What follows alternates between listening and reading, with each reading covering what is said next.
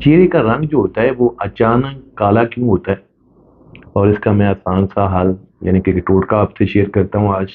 कि अगर खुदा न खास्ता चेहरे का जो रंग है वो पहले ठीक था और अचानक से डल हो गया है, काला हो गया है, तो फिर उसको ठीक किस तरह से किया जाए। अस्सलाम वालेकुम, मैं डॉक्टर सुहेल और आप लोग देख रहे हैं मेरा फेसबुक और यूट्यूब चैनल। उम्मीद करता हूँ आप लोग जहाँ जहाँ भी हैं, जिधर जिधर भी हैं, सब खैर आफियत से होंगे। और अल्लाह से दुआ कि अल्लाह ताला आप सबको अपने हिफ्ज़ व ईमान में रखे।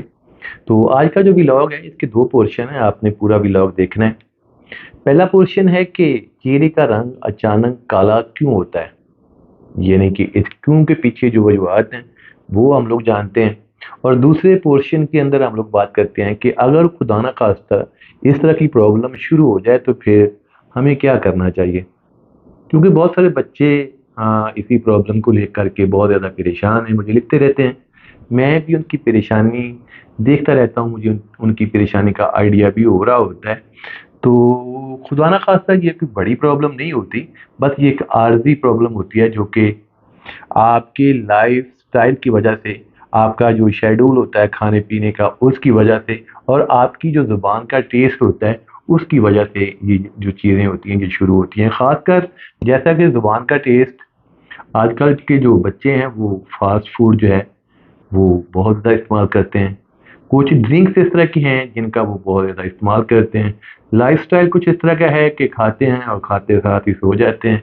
हेल्दी डाइट जो होती है उन्होंने दूर-दूर तक, यानी कि आप यूँ समझिए कि कभी सालों में कभी-कभार वो लेते हैं, जैसा कि फ्रेश फ्रूट जो होते हैं बहुत कम लेते हैं। पानी की जो मकदार होती है वो बहुत कम पीते हैं।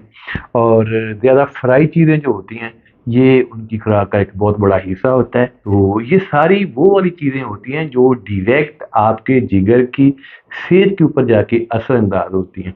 और जब आपका जिगर बीमार होता है, उसके जो एंजाइम होते हैं वो डिस्टर्ब हो जाते हैं, उसकी जो वर्किंग होती है वो डिस्टर्ब हो जाती है, तो उसके जो असरात होते हैं वो नुमायाँ होते हैं आपके चेहरे की रंगत के ऊपर।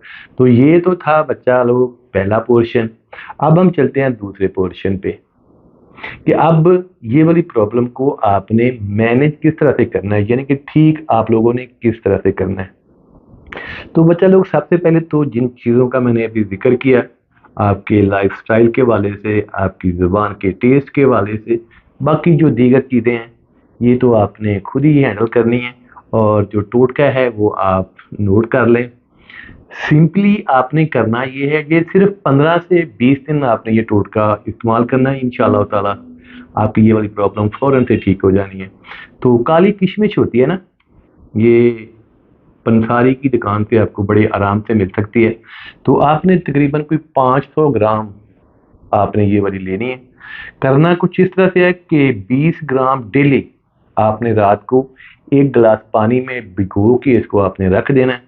सुबह आप इसको ग्राइंडर में डालें, वही पानी वही किशमिश अच्छे से ग्राइंड करें। और अगर आपको महसूस होता है यानी कि इसकी जो मिठास है वो कम है, तो आप इसके अंदर चीनी या फिर शहद वो भी आप ऐड कर सकते हैं। और सुबह नहार मुँह आपने डेली पीना है।